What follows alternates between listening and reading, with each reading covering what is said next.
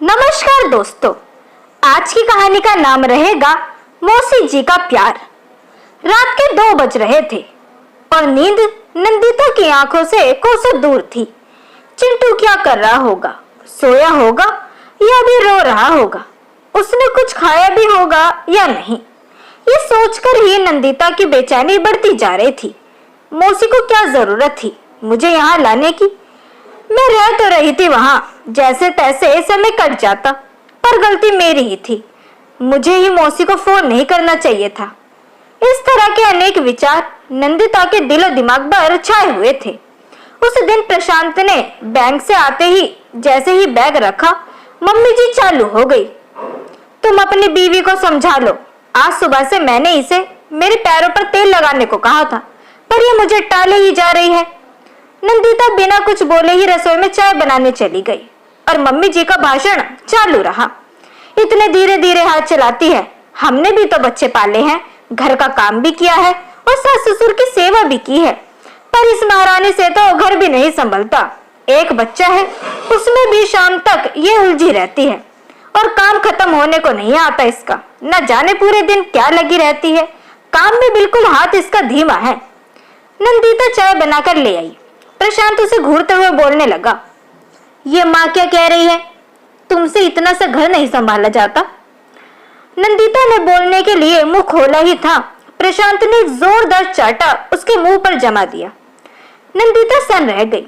इतनी सी बात के लिए ये प्रतिक्रिया, ऊंची आवाज में डांटना, चीखना, चिल्लाना तो अब बर्दाश्त वो कर ही रही थी, पर थप्पड़ उससे बर्दाश्त नहीं हुआ। दिन भर अकेले घर का सारा काम करना, बाजार से किराने का सामान, सब्जी लाना और छोटे बच्चे को संभालना, ये सब काम नंदिता अकेले ही करती थी।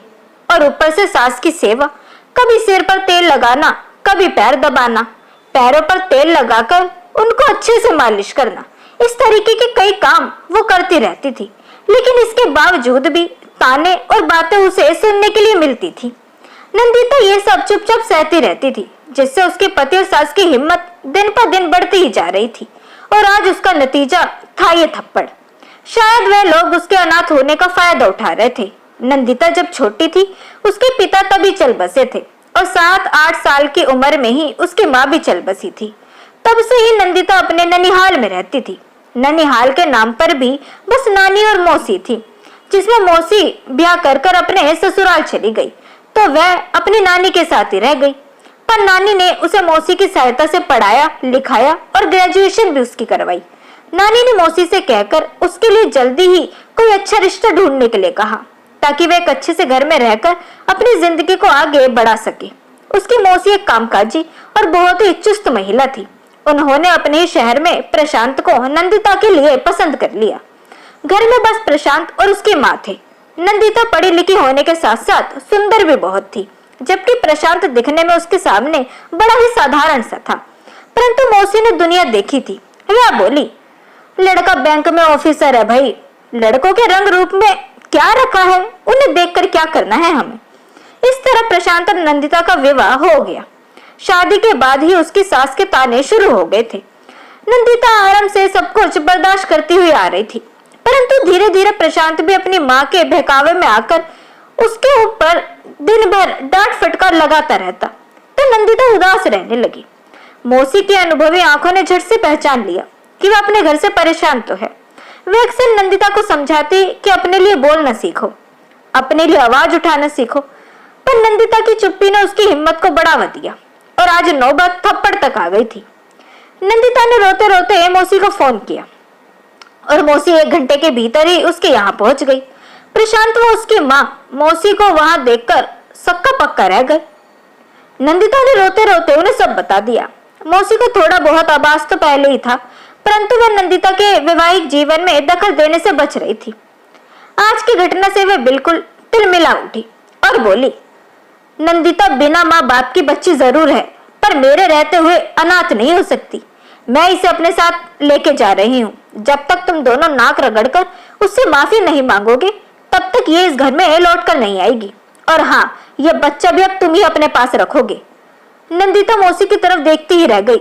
उसे इतने बड़े फैसले की उम्मीद बिल्कुल ना थी। वह बोली, मौसी मुझे चिंटू को अपने साथ लेने दो ना।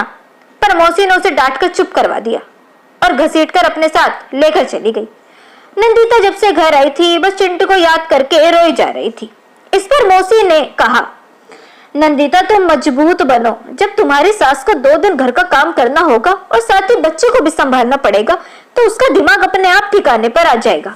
और वही हुआ, सास को घर के काम की आदत बिल्कुल छूट गई थी। साथ साथ बच्चे को देखना और खाना खिलाना आदि काम करते हुए 2 दिन में ही उसका बुरा हाल हो गया था। वही प्रशांत भी उदास था। वह नंदिता को चाहता पर गुस्से पे काबू ना कर पाया। शाम को घर पहुंचने पर उसने देखा तो घर पूरा बिखरा पड़ा था। रसोई घर में झूठे बर्तन पड़े थे। वह माँ से बोला, क्या हुआ माँ, घर की क्या हालत बनाई है? इस पर माँ बोली, चिंटू सुबह से रो रहा है, इसने मुझे 1 मिनट भी सांस न लेने दी है। वह महारानी बड़े वजह से वहां चली गई और इसे मेरे पास छोड़ गई। अब प्रशांत को गुस्सा आया और वो बोल ही पड़ा, वह भी तो अपने बेटे के बिना रह रही होगी ना, कैसे चैन मिल रहा होगा उसको भी। अब तो आपको पता चल गया कि घर बच्चा बाहर वाला नंदिता कितना ज्यादा काम करती थी। गलती मेरी है, मैंने आपकी बातों में हाँ मिलाई और एक प्यार करने वाली बीवी का अपमान करना चाहा। माँ को भी अपनी गलती थोड़ी समझ में आ रही थी कि बेटे को भड़काकर उसने कोई अच्छा काम तो किया नहीं है। वह बोली, हाँ बेटा गलती तो हमारी है, जा बहू को तू ले आ। प्रशांत उसी समय मौसी के घर पहुंचा और उसने उनसे हाथ जोड़कर माफी मांगी। मौसी ने कहा, अगर तुम्हें माफी मांगनी है तो नंदिता से मांगो, जिसकी अच्छाई और सहनशीलता का तुम लोग फायदा उठाते रहे। प्रशांत नंदिता से माफी मांगते हुए कहता है, नंदिता अपने घर चलो, मैं अपने व्यवहार पर बहुत शर्मिंदा हूँ, आगे से मैं तुम्हें कभी शिकायत का मौका नहीं दूंगा। नंदिता बोली, मुझे अपने चिंटू के पास ले चलिए, मैं उसके बिना अब एक पल भी न रह पाऊंगी। मौसी के एक बड़े निर्णय से आज नंदिता का जीवन फिर से खुशहाल हो गया था। तो दोस्तों कैसी लगी आपको आज की ये कहानी, ये हमें कमेंट सेक्शन के थ्रू जरूर बताएं। वीडियो अगर आपको पसंद आई हो तो इसे लाइक जरूर करें, साथ ही इसे अपने दोस्तों के बीच भी शेयर करें। चैनल को सब्सक्राइब करना ना भूलें। मिलते हैं आपसे अगली वीडियो में, तब तक के लिए गुड बाय।